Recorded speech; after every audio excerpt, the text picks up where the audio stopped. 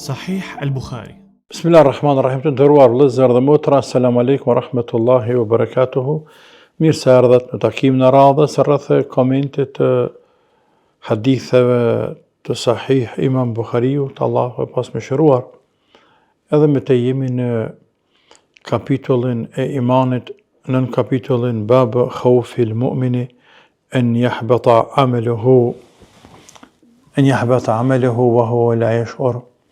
Friga e besimtarit që ta rënej veprën e tina pa vrejt fare. Friga e besimtarit që ta rënej veprën e ti, punën e mirë pa vrejtër fare.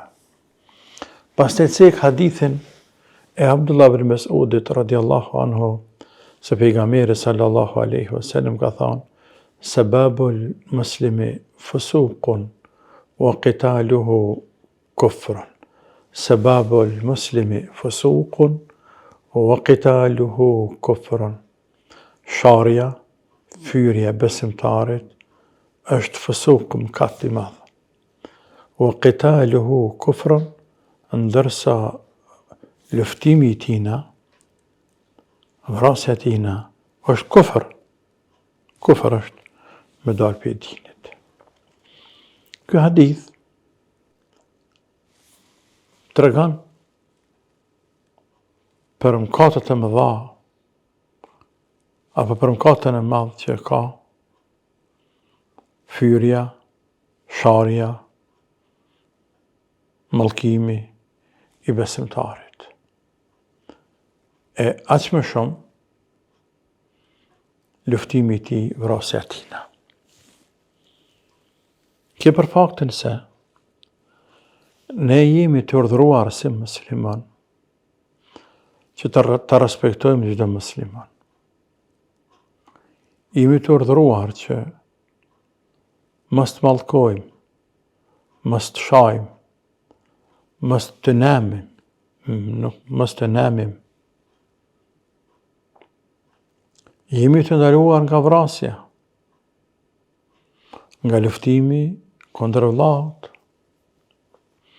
sepse mëkatet më dha është shkelje e shejtërisë së vëllaut, e gjakut të tij, e nderit të tij, e moralit të tij. Andaj një veprim i tillë është mëkat. Sababul muslim fusuq. Sharja besimtarit, fyrja, fjalë pesta, fjalë pliga, me shak, që të futen krejt, është fusuq, do të thotë me dalë jashtë dëgjshmërisë së Allahut dhe pejgamberit. Me bërë një veprim që Allah ka ndaluar apo pejgamberi ka ndaluar. Kjo fusuq. Çdo veprim të cilin ka ndaluar Allahu apo pejgamberi i tij, nëse vepron minimum është fusuq, mund të jetë edhe kufër. Minimum është fusuq. Në veprimet, në veprat e përgjithshme është fusuq. Është mëkat i madh. Fasik. Fasik është njëri i cili del jashtë respektit të Zotit. Wa qitaluhu kufrun, ndërsa vrasja e tij në luftimin e tij është kufër. Kufër, në kuptim të ngushtë fjala kufër, i bie kur një personi bën një veprim që del pi dinit me të, del pi fesë. Por e vërteta është se njeriu nëse e lufton besimtarin, madje nëse e vret, nuk del pi dinit. Nuk del pi feje.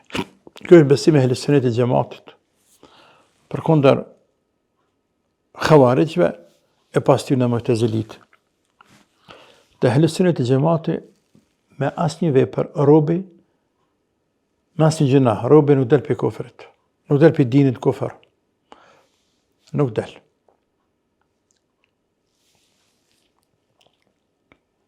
Del kur bën kufër, e mohon Allahun ose pejgamberin, Kur'anin dhe veprime tjera që dihet kur bën kufër. Por jo pse ka bënë gjuna në raport me njeriu nëse.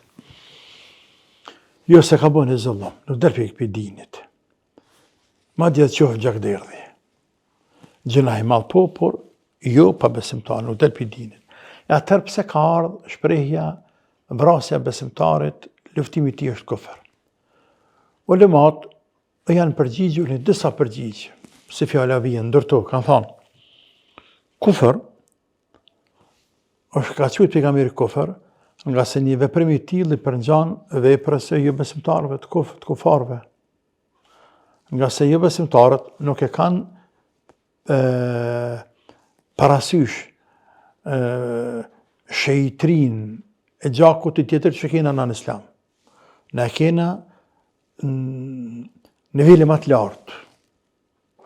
Askund në dynja, as më herët as më vonë, as ko tashme, nuk ka diku që shejtërohet gjaku i tjetrit më shumë se sa në islam. Ose andaj një veprim i tillë i përngjan atyre që nuk janë musliman, të cilët nuk e kanë gale pse dhe erdhin gjak. Muslimani ka gale.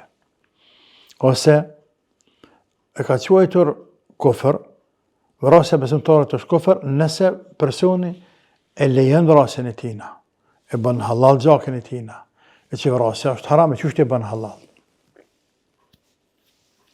Ose ka për qëllim kufër i nimeteve, jo kufër i akides i besimit që nxjerr prej dinit, kufër i nimeteve. Pra që është kufër nën kufër. Nuk është kufër që nxjerr prej dinit, por është kufër më i vogël i cili e zhyt robën në mëkatën e haram, por nuk e nxjerr prej dinit. Ka dhe komente tjera, të cilat ka mundësi se cila prej tyre mund të jetë për qëllim, por e rëndësishme është se fyrja, sharja besimtarit është mëkat i madh, luftimi i tij, vrasja e tij është mëkat edhe më i madh. Runa Zot, dhe se gjunahet, veprat e liga, sikur sa atje që veprat e mira të shtojnë sevapet, sepse janë prej imanit, edhe veprat e këqija të dobësojnë imanin. Madje veprat e këqija të liga kanë ndikim të madh në këtë veprat e robit. Ta në ulemat, kur është fjala tek ndikimi i pasojave, apo pasojat e veprave të këqija, të liga, në iman dhe në jetën e besimtarit i ka ndodhur dy lloje. Ka disa veprime të cilat i arrënojnë robit krejt veprat që ka bërë të mira, e që është kufri apo shirku. Për atë Allahu ka thonë, وَلَقَدْ أُوحِيَ إِلَيْكَ وَإِلَى الَّذِينَ مِنْ قَبْلِكَ لَئِنْ أَشْرَكْتَ لَيَحْبَطَنَّ عَمَلُكَ وَلَتَكُونَنَّ مِنَ الْخَاسِرِينَ. Të është shpallur tyje Muhammed, por dhe atyre që kanë qenë para teje, se po që se i bën Zotit kufra apo shirk, krejt veprat e mira kanë më të rënuar, dhe në botën tjetër kime qenë prej të shkatruarve, prej të humburve. Kufri, shirku, është vepër, apo veprim që ja rënën robit krejt veprat e mira. Lloji i dytë, veprimet e këqija të liga nën kufër dhe shirk, e që janë gjëna të përgjithshme, këto nuk do të thotë që nuk kanë ndikim fare në sevapet e robit, në punët e mira kanë ndikim, por nuk i rënojnë ato krejt. I zbehin, ama nuk i rënojnë. Për ata, robi i cili ka veprat mira, sevape shumë, ama ka dhe gjëna mëkate harame, në ditën e kiametit, i mblidhen ato dhe ato dhe i vëhen, i qiten në peshoj. E pastaj ka peshan ma shumë, andaj edhe anan. Për pas nëse falë Allahu, runa zët nëse anan nga gjehnemi, e falë Allahu dhe që në gjenet.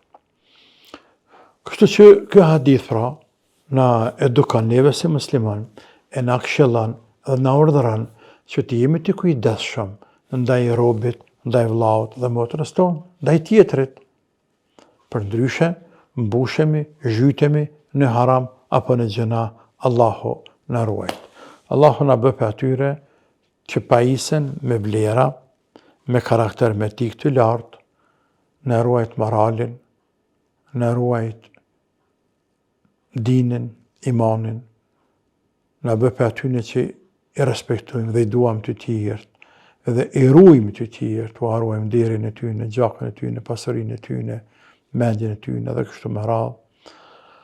Allahumma amin, walhamdulillahi rabbil alamin, wassalamu alaikum wa rahmatullahi wa barakatuh.